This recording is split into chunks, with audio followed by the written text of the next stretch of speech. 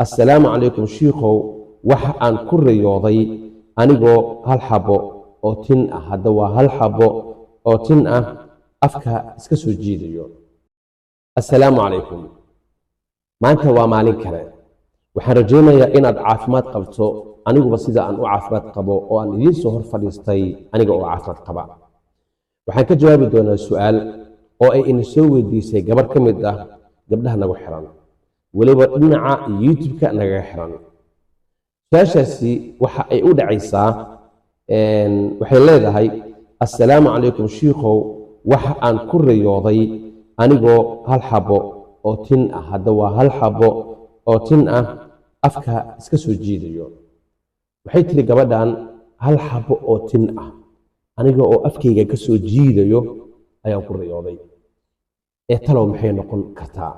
way yaaban tahay gabadhan dabcan laakiin inta aanan ka jawaabin su'aashan waxaan ka hadal lahayn inta aanan ka jawaabin su'aashan sida ballanteenu ay ahayd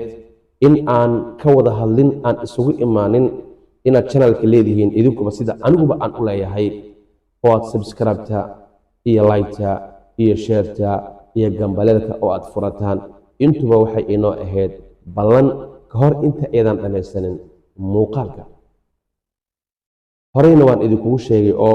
wax walbo oo comeback ahoo channelka u soo noqdo inay idinku dib idinkugu soo laaban doonaan oo aan keligay aan isku koobi doonin insha allahu tacaala iminka waxaynu ku taagannahay waddadii aynu ku gaari lahayn 100,000 oo subscribe 65,000 oo subscribe ayaan maraynaa hadda waxa inooga haray waa imisa waa 35,000 ayaa subscribe-ta 100,000 in aynu u dabaaldegno inooga hartay marka waxaan rajaynayaa insha allah maalmaha soo socdo ma dhahayo bilaha soo socdo maalmaha soo socdo inaynu gaarno oo aynu u wada dabaaldegno 100,000 oo subscribe ayaan rajaynaynaa insha allah haddii aan dib ugu laabto jawaabta gabadha na soo weydiisay su'aasha ah waxaan ku riyooday aniga oo tin afkayga ka soo jiidayo ugu horreyn tinta marka laga hadlaayo oo ayna tahay tinta laga hadlaayayna tinta madaxa ka soo baxdo macnaheedu artu wuxuu noqdaa maal iyo cimri dheeri oo haddii qofka uu tintiisa ay dheeraato cimrigiisa dheeraanayo laakiin hadda baabka aynu joogno ma ahan baabka tina ii dheeraatay iyo tina iga gaabatay ma ahan hadda baabka aynu joogno waxa weeyaan tin ayaa afkayga ka soo saaraya oo aan ka soo jiidaya haddaba haddii tintu ay ka soo baxdo meel aan ahayn meelaha timuhu ay ka soo baxaan ee loogu talagalay maxaa dhacayo waxaa dhacayo inay tahay macnaheeda murugo wuxuu leeyahay haddii tin ay ka soo baxdo meel aan tin ka soo bixi jirin oo maxaa ka mid ah afka carabka gacmaha calaacasha oo lugaha iyo meel aanay tin ka soo bixin oo kale haddii tin ka soo baxdo taasi macnaheedu waa murugo qofkaasi inay murugo u imaanayso ay la soo darsayso murugo inuu diris la noqonayo macnaha afka tinta ka soo baxayso afka dabcan tintu lama cuno afna kama soo baxdo laakiin waxay leeyihiin waxaa jiro maadaama dadka sixirka sameeyo ama sixirka maleego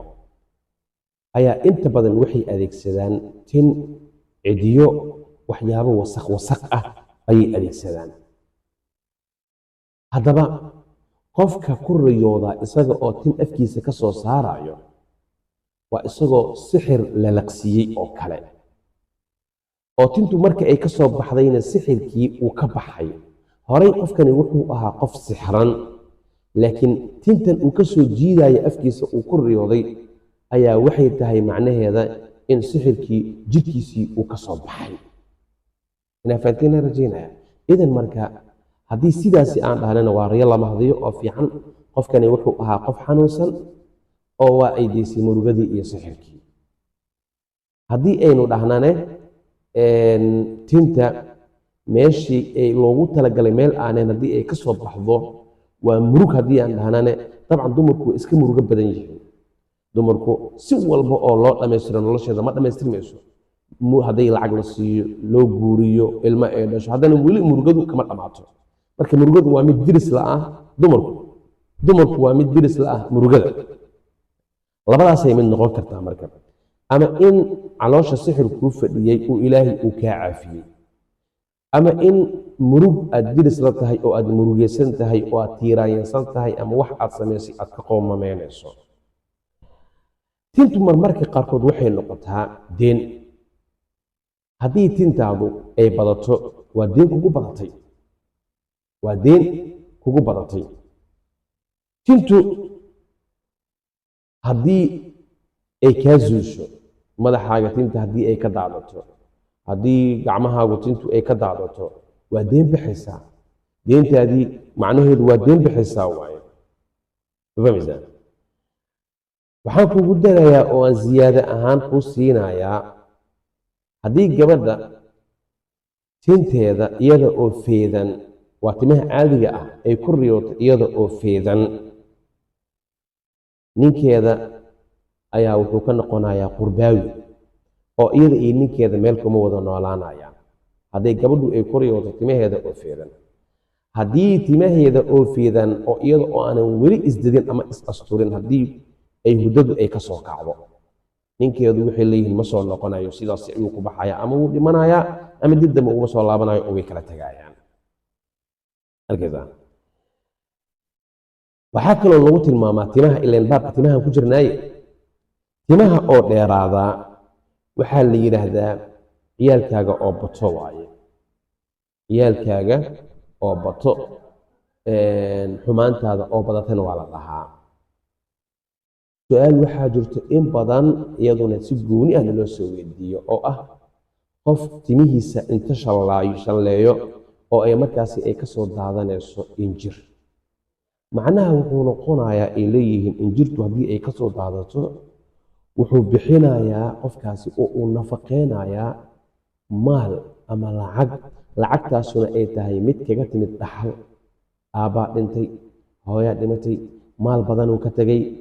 maalkii ayaa adiga gacanta ku haysaa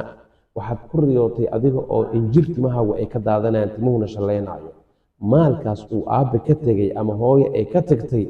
ayaad bixinaysaa oo aad nafaqeynaysaa ama ceeb qarsooneed ayaa soo daahiraysa oo bannaanka imaanayso timahaagaad shallaysanaysaa waxaad ka soo daadatay injir aad ka soo daadatay haddii injir ay ka soo daadatay timahaaga wax qarsoonaa ayaa bannaanka imaanayo oo soo daahirayo su-aasha adiga aad weydiisay marka waxay ahayd oo keliya waxa aan ku riyooday tin dheer anigoo afkayga ka soo jiidayo laakiin waxaan kugu daray oo aan ziyaada ahaan iyo cilmi ahaan aan ku siiyey timaha oo dhan iyo waxa ay u kala baxaan hal mar si guud ahaaneed haddaan u dulmara markaan timaha waxaan dhahnay waa cimri dheeri maal lacag iyo cimri dheeri timuhu haddii ay ka soo baxaan meel aan loogu talagelinna waxaan dhahnay waa murug iyo tiiraanyo